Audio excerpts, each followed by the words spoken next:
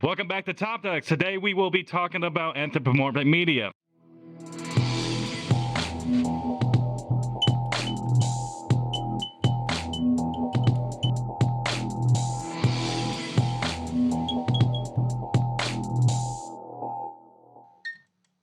So before we get started, I wanted to introduce Whiplash, as always, the succubus of this wonderful podcast. As you already know, for sure. As I am the angel. I completely messed up that sentence. You are the angel, Whatever. I am the succubus. That is the truth of this entire program. You are the good, I am the evil. I am the Satan. Wait, that makes no sense. I'm the demon. I'm the demon. You're the angel. There we go. A succubus is a demon, yes. To be fair, our colors match too. Blue, I feel like, is good color. Red usually means evil. Perfect harmony. It's like yin and yang. Exactly. Perfect chemistry. That's what makes this podcast work. You're my yin to my yang. Oh God. Okay, let's go. All right. Okay, wait, you're talking about anthropomorphic media, or in other terms, how you became a furry. Yeah, we're gonna bring back the whole "I am a furry because of anthropomorphic media." It is just the truth, honestly. Let's be honest. Like, that's 100% the truth for every furry. It's like, I wonder always who thought of the first anthropomorphic animal and who thought it was a good idea. It's like, who had that idea? And did they ever think in the future that there was going to be people who made an entire fandom around that kind of fuck, I can't speak. That character, pretty much, just around those ideas.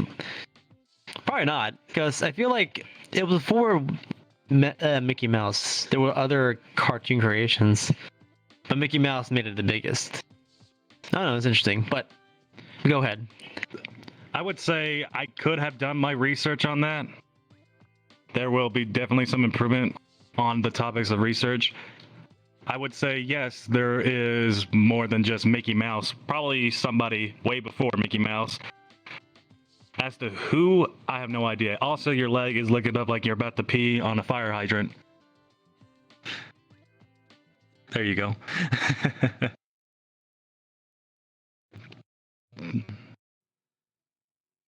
You good? Oh, I have my mic off. Okay, so... Oh my God. Okay, we're gonna say, on this series of anthropomorphic media, because I feel like this could be definitely a multiple media, or multiple episode, we are going to find out who is the original furry, and we're going to do lots of studies on them to see what made them come up with the ideas for anthropomorphic creature that could walk like an animal but have animal characteristics. There we go. Yes. So, welcome everyone as we deep dive into furries. I kind of feel like we are a news podcast trying to explain the weather or something. Exactly. But I would say Disney was probably the furthest that, to our knowledge, they began with that, with Mickey Mouse. That's as far as I know. I don't know anything other than that.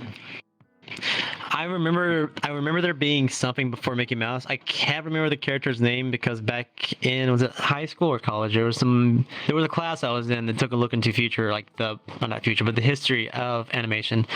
I cannot remember the person or the animal it was, but I think it was a cat. I think it was, was it Milo? I wonder if his name was Milo, because there was one before Mickey Mouse that was a cat. Felix the cat. Yeah, that's what it Felix. Yes, that's Felix the cat. There we go. I think that's the furthest I remember, but I'm sure there's something further than that. We just don't know, or it has not been dug up, or has not been found yet in history.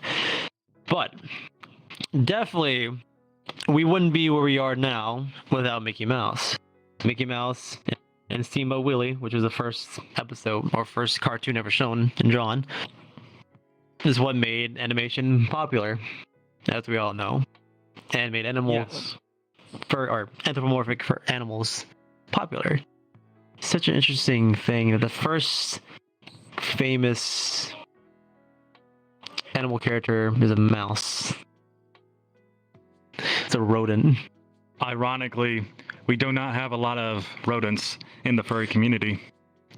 We don't actually. And to be fair, I like mice. Mice are cute, especially when they're anthropomorphized. There we go.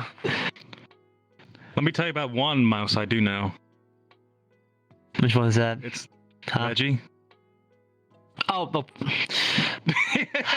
who doesn't know Who doesn't? There we go. Reggie is the other mouse, and if you don't know Reggie, We won't not say anything. Just look it up. Do it on your own time, and make sure you're in private. If you have don't want to VPN, that would publicize also be yourself with that. helpful. VPN. I mean, we're not sponsored by that. Not a We're just saying sponsor. it. I wish we were though. Oh my god. But okay, yeah, yes, Reggie is the other mouse. There's a few other ones, I can't remember their names, but yeah. Yes. So the first furry was a mouse. And then we're gonna add into the fact that he added Goofy, which I don't even know what Goofy is. Is he supposed to be a hound? I don't know. I know he is a canine of some sort. I thought Donald Duck came next, not Goofy. I don't know for sure. Okay, well the fact is it's a mouse, it's a duck, it's possibly a hound. Is there any other animals? It's also interesting to me that in the Mickey Mouse universe that you have Pluto and then you have Goofy. You see, when I started watching anthropomorphic shows, it didn't start off just being animals with human characteristics. Like they couldn't walk on their two legs. I started with Scooby-Doo, the original Scooby-Doo from the 1960s. Original Scooby-Doo. I love Scooby-Doo. I always loved Scooby-Doo. Every episode, I would watch it. My favorite episode was I can't remember exactly what the episode name was. I do remember that it involved a ghost, like the spooky ghost that had that very interesting laugh, almost sounded like the Joker. Oh, That was my favorite episode. okay. I remember that now. It's been such a hot minute since I watched any of the Scooby-Doos, but I remember watching the entirety of the original Scooby-Doos. My grandparents had satellite dish, and they had the Boomerang Network, which was a thing back then. And they used to showcase all the old like Hanna-Barbera cartoons, like Scooby-Doo. What is it? Fred Flintstone or the Flintstones. George Jetsons, that's what it's called. And a few of the things that she made. So I used to like rewatch Scooby-Doo on there all the time because they only would play the original ones. The Looney Tunes were also on Boomerang. Oh, that's right, Looney Tunes. Yeah, that's right. Forgot about that. Looney Tunes. Actually, that came out like what, a few years? No? How long has Looney Tunes been out for? I would say like maybe around the 70s. Maybe late 70s. That's the most rough answer I can give you. I can say this right now. It's like 30s or 40s. This is when Looney Tunes came out. Oh, okay. Mickey Mouse was like 20s. That's what I'm like thinking. I just came here like okay, well, I forgot. The Google machine is in my hand. Let's take a look and see when they came out. Looney Tune. This is great to do this on. See, God, how to tunes? Okay, Looney Tunes original. Fuck, when they come out? Okay, original air date. There you go. Original air date. There we go. Yeah, April 19th, 1930. Wow, a very long time. Yeah, 2 days after my Almost been a birthday, century. and 2 days after my birthday is 65 years before I was even born. Imagine, it's going to be 8 years since the Looney Tunes have been around for a century. I know, right? It's so weird to think about it. And then they had Lola Bunny to the Space Jam movie. I feel like that movie is what helped a lot of furries. I don't know, Yeah, that's when I discovered there was something wrong with me when I was My eyes Something were wrong with you following. when Lola came out of the locker room in a seductive female pose with a basketball spinning in her hand. I can't believe Half that of the was eyes. still a kid's movie. But the 90s were different, man. The 90s were very different. Okay, do you remember that movie called Airplane back in the 1980s? Yes, I love that movie. Yes, and how it was PG, but there was just like bare breasts shown into it. I do remember that. PG movies. Okay, there was no PG-13 back in the day, but rating systems were completely trackers. Rating systems were completely different back in the day, to say the least. So, I feel like a rated G movie now is okay. A rated G movie now would possibly be considered a what's like the most kid-rated age limit is. Okay, wait. Say now? No. Okay, wait. G back then would be considered PG now. And then PG now, or then would be PG-13 now. And rated R then would probably be NC-17 now, more likely. If you were to watch The Goonies in today's I love The Goonies. standards, PG-13 for sure. a PG-13, but at that time it was PG. Yeah. It's a weird time lapse. Absolutely would be a PG-13 movie. It's just a good movie though as well. Mm-hmm. What other movies? There's so many movies. Okay, Let's talk about the first anthropomorphic or somewhat like anthropomorphic TV show that we watched or we played a video game in. The first anthropomorphic TV show I watched started with Bambi. And then it went on from Bambi. there. Yes, Bambi. Oh, what was my first one? Does Barney the dinosaur count? I mean, yes, technically it does. Oh god, I don't want that to be the first one, but technically I watched that as a kid. It does count, yes. He is an God, I animal. hate Barney so much. Barney is a terrifying creature that shouldn't exist and only gives kids nightmares. And sounds like what you would expect someone who likes little children should sound like. It doesn't surprise me if there's like a creepypasta game about him. Exactly. It also makes sense that the guy who was actually in the suit of Barney the dinosaur was high off crack the entire time. But I heard about. I didn't know how true it was. Very true. It was very true. I feel like to play Barney, you'd have to do something to keep yourself from going insane.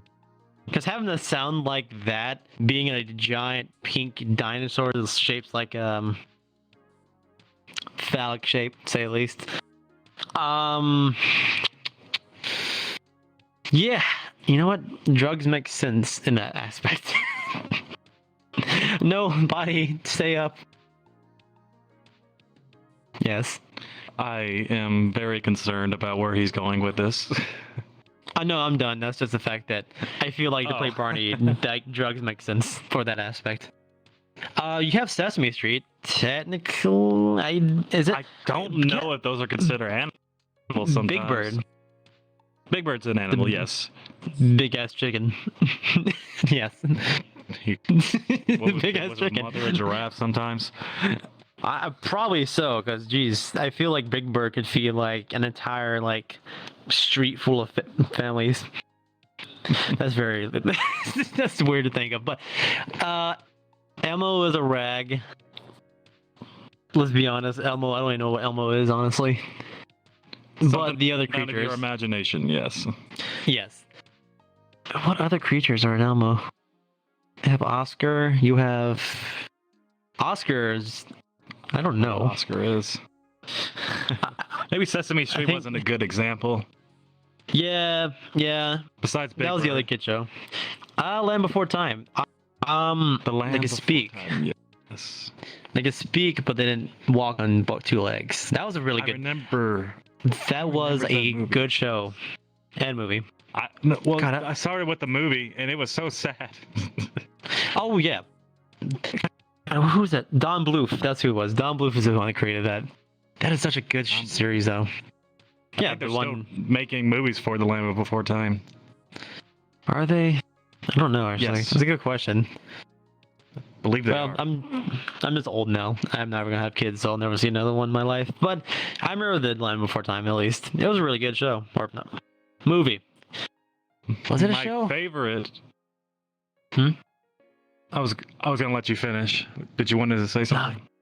Nah, go ahead. Okay. You don't have to whisper. We're live. I know. Still. My favorite anthropomorphic movie is Balto. By heart, I will never get tired of Balto. Oh yeah, Balto. Oh, that's right. God, I forgot Nobody about remembers Balto. Balto. It's been a while. It's been a hot minute since I've seen the movie. All right, you have Balto. You have Lady and the Tramp. You have You technically look like a tramp. totally. I mean, it makes sense because I'm the one that gets all the bitches anyways. But let's see.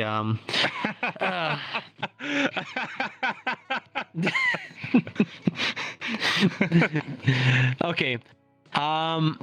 You have Lady and the Tramp. I will say this. Technically, okay? Beauty and the Beast. The Beast technically is an anthropomorphic monster. Yes, it is. Yes. So that you have Dalmatians 101. What That was else? a good movie too. Was Little Mermaid count with all the talking fish? The Little Mermaid. Yes. I don't think I've ever seen the. Oh yeah, I guess so. Yes. Were you about to sit here and tell me that you've never seen the movie? I had to think about it. I had a brain fart. I was like, did I see that movie? And then I remember, yes, I did. That was my mom's favorite movie as a kid. Okay, I was about to say because I feel like at least everyone's at least seen at least one Little Mermaid once. Lion King, another good one. Oh, yeah, Simba. Lion King. Yes. Everybody remembers the Lion King. Oh, that's and right. Darth What's her Vader name? was Mufasa. Oh, yep. Okay, wait. What's her name? Is it Kiera? What was the other lioness name? The one that grew up with Simba. The one that grew up with Simba. Okay, do you remember during the In the Air Tonight? And Simba is on top of her, but not in that way. And she's giving him like oh the no, most. I know what scene you're talking about. Yeah, oh my the most god, I don't want to think about that scene. Seductive eyes ever in a kiss movie. Nala. It was. That's her name. But yes, Nala was giving wouldn't say the googly eyes, she was giving him the heart. She was giving her the boing eyes. The boing eyes. The boing. The Beavis and Butthead special. What? You know what? How they act every time they see a woman. I know how it went, but I'm trying to figure out a better way to explain it. Nala was giving him the please. I guess No, it's not don't the want to Andreas. continue on with that sentence. It's not the Andreas special, so I guess we can. We can because I can be You can call it the Andrea special way of looking at you. Well, I am the evil one here, and you're the angel one here. You can keep yourself as wholesome as you want. I will probably have to explain it like this. She was just very happy to see him. That's the best way I can explain it. And so was Simba. Yeah. Yeah, Simba. To be fair, she wanted more than just the luscious lock of hair that he had. A lot of mane. A lot of men. That's a lot of man. Or a lot of mane. A lot of men. Oh my god. Yes, Simba had all that. We're way too focused on that one scene. There was also wait, Kofu and his daughter Nala. No, Oh, Nala. that- Kiara, that was her name. You remember how there was that one scene they took out of, like the HDR or HD remake of that movie? That it was like the dust that spelt sex out in the sky. Yes. Yeah. See, Disney movies got away with a lot more back in the day than they could now. Because G meant PG now. I also enjoyed Who Framed Roger Rabbit. That was Roger good, Rabbit too. was such an amazing movie for an 80s movie. Because here's the thing is, it was a collection of Looney Tunes and Mickey Mouse. And since then, there has not been a movie like Roger Rabbit. And that movie is complete. What's it called? It's a complete symbol of animation and movie in general. I just can't think of the correct words.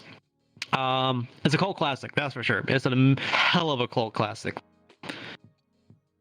Mm. And I wish That there would is be something true. else like it, because now these days, like when it becomes like between like animation put into a real life aspect, it doesn't really work that well. Like you have the like the Pokemon movie, which is fine, but it doesn't show like how.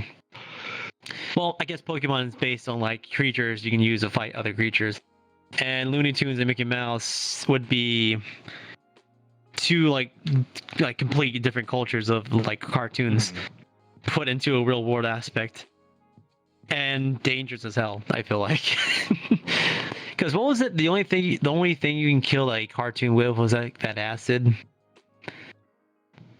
Yes, a certain type of Yes. acid, I believe. They didn't really specify what it is in the acid. We just took it for And what that it was. That was a PG movie too, and Jessica Rabbit was in that movie. Mm. Yes, The you way remember her. Yeah, I do remember her very, very well. Yes. Yeah, there's a lot of boob for a PG movie.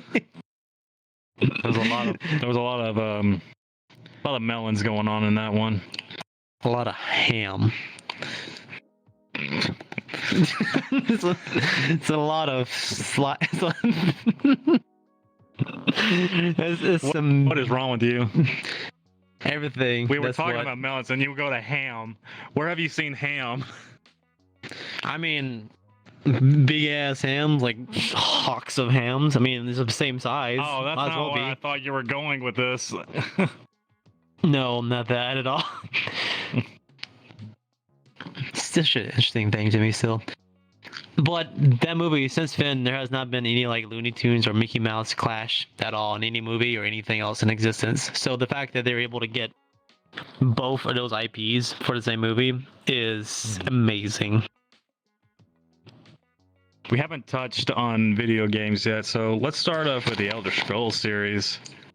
I would like to talk about the Argonians and the Khajiits. The Khajiits were something else. Now, I am a bigger fan of the Argonians than I am Khajiits. And Go on. every time I have played an Argonian, I was always mean to Khajiits, and I would steal their money. No trade for you. Sounds about right. I wish I played more of Elder Scrolls, but honestly, I've only played a little bit of Skyrim because it's been released for 12 years now.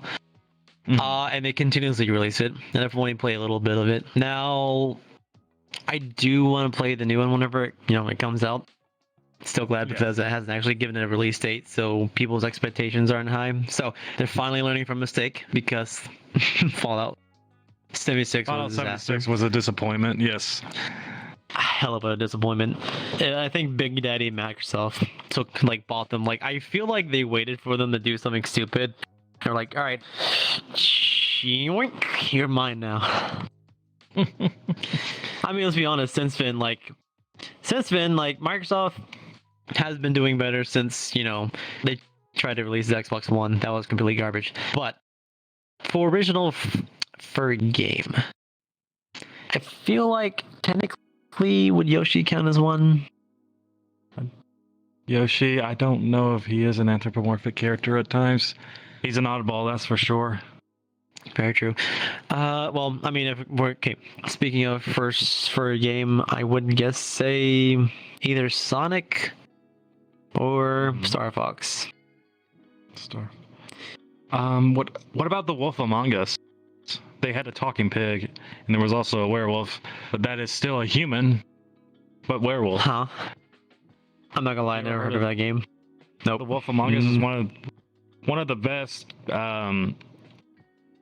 games for Telltale games. It was pretty good.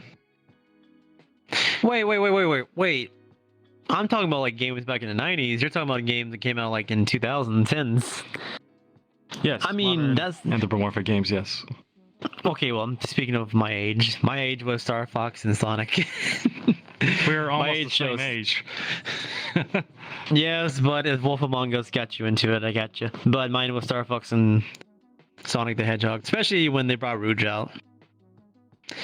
As so much boob for everyone game. Her body is like 30% boob and then like 70% body. Jesus Christ. Yes. What is the Japanese thinking of when it comes to games like this? They think they know what boys want. Obviously.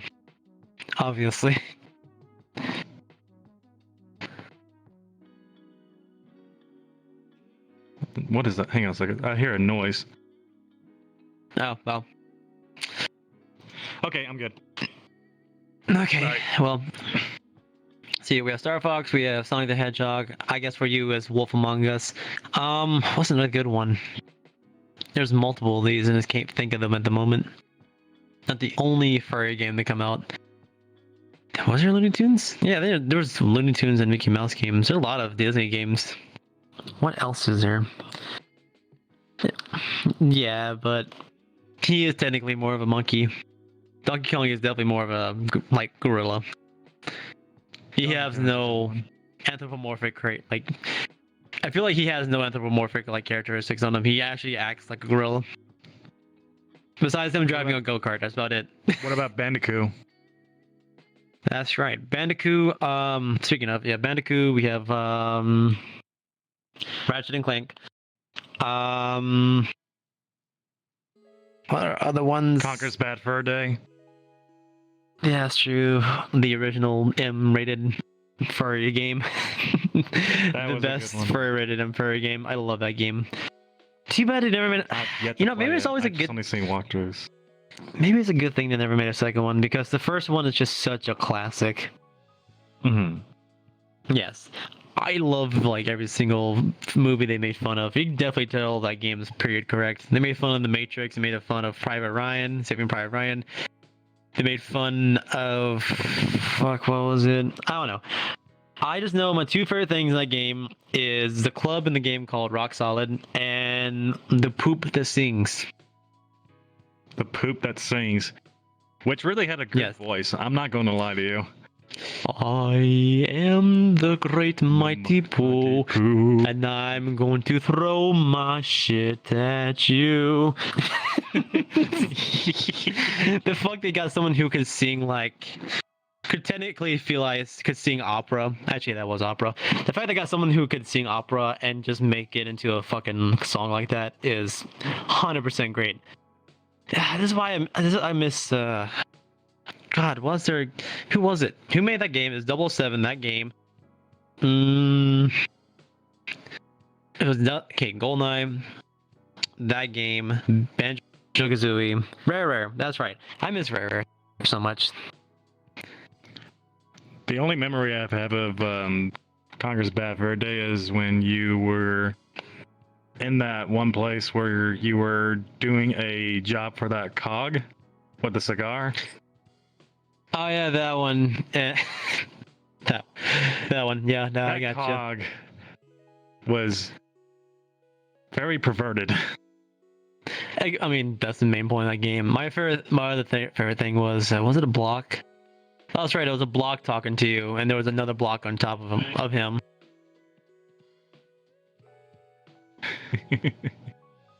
I'm trying to think of it. That's all the things I can remember about that game. It was just that cog was just weird. Mine was okay. It was a block. You had to do I can't remember what it was. You had to do something to get this block off this other block. And I just remember the saying from him because it made me laugh for like 5 minutes straight, just because of the way he said it. It was like in this deep, muffled voice. Sounds like he could be part of a, I don't know, mafia, or he smoked so much cigarettes. But it's just how he said it. He's like, "You better get this fat ass bitch off my back pronto." It was just the way he said it. I love it. It was okay. Another thing, that Rock Solid game, like the Rock Solid Club in the game, It also had a banging soundtrack for a game that came out in 2001. It was house music or something they played in it, and they made it themselves, but it sounded so good. I still listen to it every once in a while. The game of Bad Conquer's Fur Day, the plot, everything about that game was great, but the plot sucked. Not take. I mean, yeah. It really sucked. But I feel like you don't play that game for the. You do not play that game for the story. You play it because it's hilarious. Yes. It was all about the main antagonist, who was a king. I believe he was a lion. Squirrel. Some type of feline. No, the main antagonist. That's a protagonist. Oh yeah, no, he was a lion. Okay, yeah, the lion. Yeah. The king who wanted to fix his table so he can hold his warm glass of milk, and instead of just replacing it with another part, he's like, no, we'll just have a squirrel hold it up for you while you drink your milk. That was the plot. I feel like the plot of that game was not supposed to be taken seriously, and it was great. That was like I the love dumbest it so king much. I've ever heard. The game, okay, the storyline was not meant to be taken seriously, and I can definitely respect him for that because that shit was hilarious. I do love the fact too of whenever they did the Private Ryan for like the Saving Private Ryan like scene, and oh god, what was it? Who were the enemies in that? It's been such a long time since I played that part. I haven't played that one, so I don't know anything about it. It's been such a long minute. Another mean. What's another one? Okay, what else was in that game? There are so many good things, but I haven't played it in such a hot minute. I want to play it again. Never played it. I hear the tapping. I know. He's trying to think so hard about it. You have to, if you play the original one on 64, everything is uncensored, except for a few words here and there. On the remaster version, for some reason, shit is censored. Yes. Before we actually touch on anything other on Anthropomorphic Media, I want to take the time to tell the audience to subscribe to our YouTube channel. If you want to get notified on more videos, click the bell. It will notify you with any other videos that we are coming up with. Also, if you're listening to this on Spotify, you can subscribe there as well, or follow. You can also listen to us on Amazon Music, and we appreciate the support. And with your support, we can continue on with our content and bring in amazing content to you in our podcast. He's got a hammer. If you don't do it, I'm gonna turn Fiction into an evil boy like me with his hammer. You're gonna give me a concussion to turn me into an evil boy. Yes, I'm gonna give you a concussion. Yes. Boink. We haven't even touched on Beastars, and I'm pretty sure a lot of people were hoping we would touch on that first, but I thought that was just too easy. So you have Beastars, and you have Versuko, Versuko. You have, what other ones have been more recent? I guess Zootopia. I mean, technically Zootopia, I feel like, is what helped a lot of modern furries get into the fandom. And then you have the new one just came out, Bad Guys. We also didn't touch on the old Robin Hood from the 1970s. Oh yeah, Robin Hood. Definitely a nice looking fox, that's for sure.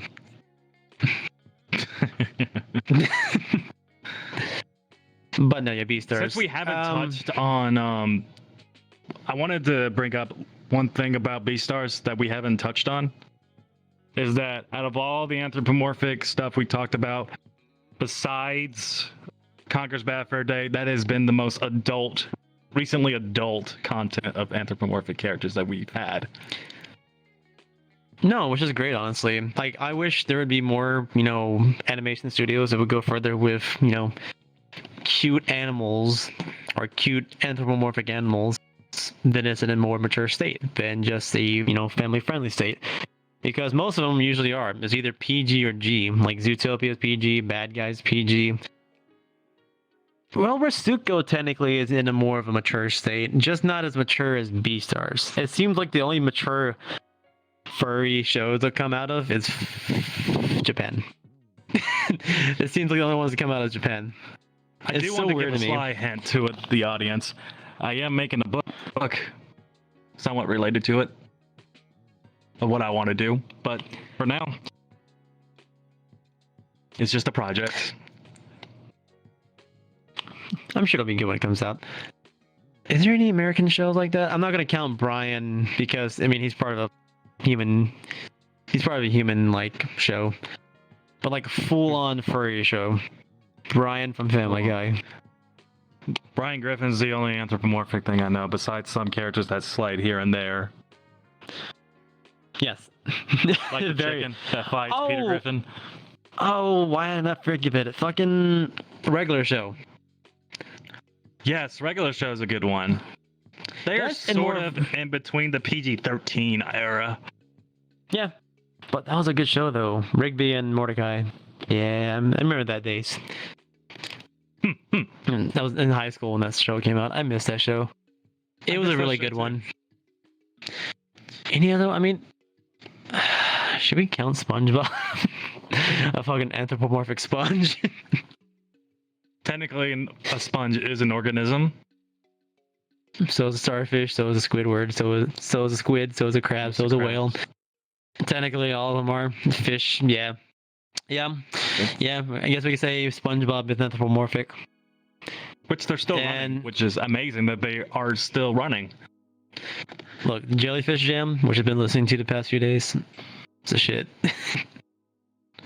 I love that song. Also, speaking of, my one thing I still remember from any other, like every SpongeBob, like show / movie is in the SpongeBob movie. And it's Patrick flying in with a parachute, and there's just a flag between his butt cheeks. That's like the most thing I remember. It's just what I remember. It caught me so off guard. I love it. Well, that and the bubble ball. The bubble ball. You got any other bubble ball? Yes. That was cool. The song fit so well. Any other anthropomorphic shows? I'm sure there's quite a few that we're not naming. I mean, to be fair, Johnny Bravo. Johnny Bravo's not anthropomorphic. Oh wait, but they did bring in dog. That was a very interesting show for kids, but I love it. I loved it too. It was very dark, but hey, I'm not gonna say no to that. I like Super it when dark. shows go to that level. Also, I didn't realize, but apparently the last episode was. I didn't realize this was the last episode, but apparently the last episode was when Courage finds out what happens to his parents. Oh, that was That one actually made me cry when I first watched it. I'm not gonna lie. Like, it was so sad. the funniest episode, in my opinion, on that was when he was trying to save Muriel from being eaten alive by a fox. Oh yeah, that one. Scary. It's just childish. Is that the fox? Oh, it's not that fox. Cat. I remember Cat and his little theme song he has every time he comes into the screen. Oh, the You cat remember was it? one of the first episodes. Was it? Yeah, it was the first episode that aired on Courage. They went to a motel and there was no dogs allowed. Oh, that's right. Apparently, he was going to feed the spiders, Muriel and Eustace. Oh, that's right. Yeah, that one. I remember that one. That is I the will say first my episode favorite- of Courage. Yeah. My favorite character in the show, besides Courage, is the computer. Oh, the computer was so sarcastic. I fucking love it. It's like, you twit. It always would just like be like, "Oh, you don't know this? You're so stupid." It was so. I loved his like sassiness that a computer could have. Mm-hmm. I would say the most horrifying one, I guess, in technicality, is anytime they did 3D special like effects in the show. Oh, the CGI. Like, yeah, CGI. I think I know which remember one you're going with this. Yeah, they return the slob. Our face. The Mummy. Yes. To be fair, That like the is a 3G, like classic one. it did, and I feel like the CGI in that show, even though it wasn't good, it fit with the theme, which was funny but horror. Because most of I it still was remember like it. interesting. I do. I also remember the what was it? I remember the one episode where I think Courage was sleeping and he had like a dream and it was I was gonna mention that one. Yeah, the baby I one. want to mention that one. I ain't no baby. What It was an episode about how he was. It was about perfect. The episode was perfect, and he was trying his best to be perfect for whatever reason. I don't remember the full details of the episode, but I do remember him falling asleep because he was staying up so long, and then all of a sudden, just bam! This what looked like to me to be an ugly, mutated baby thing that looked like a. I don't know how to explain it. If you want to see the clip, hope you don't have bad nightmares. I mean, it's not that bad now, but it's the fact that this show was like the horror show for kids back in the day because of like how many interesting things they put in there. I can't say my favorite one, my like favorite like story one was the Vikings, or the Dead Vikings. And the windmill that was at the farm had etchings in them to keep them away, and the only way they could stay away is if the windmill kept turning forever. And if it didn't, they'd come back to life and kill the people who were in that farm. Do you remember that one? I remember that one. That was not the most disturbing one, but the most disturbing one that I know was when this alligator showed up who wanted to throw a show. And he turned Eustace and Mariel into puppets. And then Courage, who went completely insane in the episode, literally is reenacting how they used to act so he can have his normal life back. That's disturbing. True. Or the ones where those two-headed sisters were making quilts, and whoever Bray brought into it would make them like turn that person into like a space on their quilt they were making. Like, remember when they were like knitting Mariel into the actual like fabric? Oh yeah, I do. Yeah. To be fair, they had some very interesting story behind this. Oh, you know, I just realized. Besides Courage, who was that psychic dog that Courage would go see sometimes in that little roadhouse shack? I don't remember. For the life of me, I can't remember. I mean, I remember how she looks like. I just can't remember how she, what her name is. There was a sad episode that I do remember, which was, remember that one that was all wearing white in that white odd mask? It was a cat, I believe. She said dogs are always evil. They took Bunny away from her. And then I realized that was a lesbian relationship as I got older. And these guys were gangsters and they were having her way with her, so to speak. And then that's when I realized that was a very dark episode. Yeah, I don't know how dark the new modern shows can get. They're not like PG or G rated. But yeah, Courage got away with a lot of episodes that were very dark. And that one, I forgot. Yeah, that one was dark. Like, the one where he found out about his parents was dark, but like in a sad way. That one was just dark in a very fucking dark way. Like, that was just like, Jesus. We've been talking about a lot about how Courage outdid everybody in the PG era in terms of bringing adult situations into every episode. I mean, it's true, because like, what was the other shows in that time? You had Cow and Chicken, which was that was funny. I remember the Satan guy from that show. Cat Dog. I remember Cat Dog on Nick. Oh yeah, Cat Dog. Roscoe's Modern Life. Roscoe's Modern Life. Which, to be fair, that got away with a lot of stuff too, and so did Ren and Stimpy. Well, I can't really think of any other anthropomorphic media that we can come up with. Johnny Bravo. Johnny Bravo is a human. Yeah, but the characters inside the show, like the deer that, you know, asked him out on a date, the cow that's been becoming a meme lately on TikTok. They're interesting characters on Johnny Bravo, and there's some interesting characters in other shows that we can't get to because there's so many. I mean, Foster's Home for Imaginary Friends. What are they? Most of the people in there, most of the characters in that show.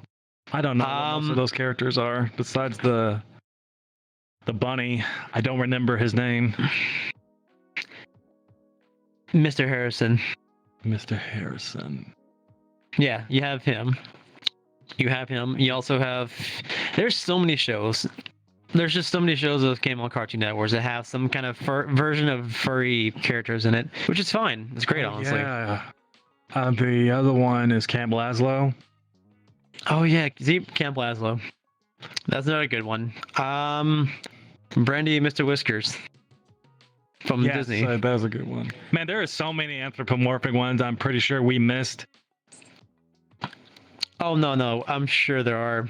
There's probably a lot that we've missed, but that's like I said, this could be a multitude of episodes, or we can just make it this one.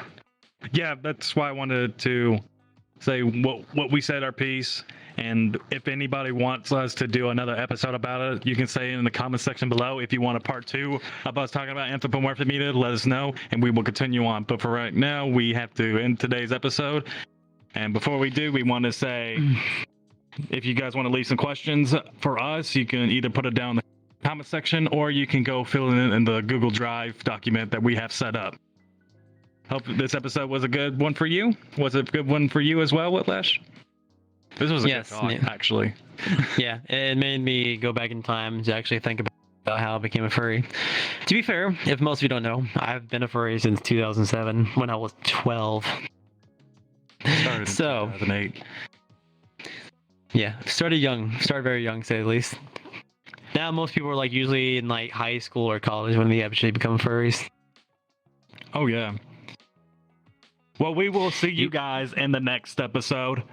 Wait. You don't know what real fear is. You don't know what real fear is until you have to delete your history on your mom's laptop. Okay, I think that's a good time to be ending that episode. You just had to add that. Yeah, let's just end it right there. Yes, you just had to you just had to add that in. All right, guys. This is the most odd way to say goodbye. We will see you guys next week. So hope you guys have a good night. Good night. And that's a wrap. You didn't need to say that. I did have to say that. You wanted to say it. I wanted to because it's true. You have to understand, people who usually were my age, they don't have like their own computers. I have my own computer. I didn't, so guess what I had to do? Go through your mom's laptop? Yes, pink laptop. There was You guys can unmute yourself.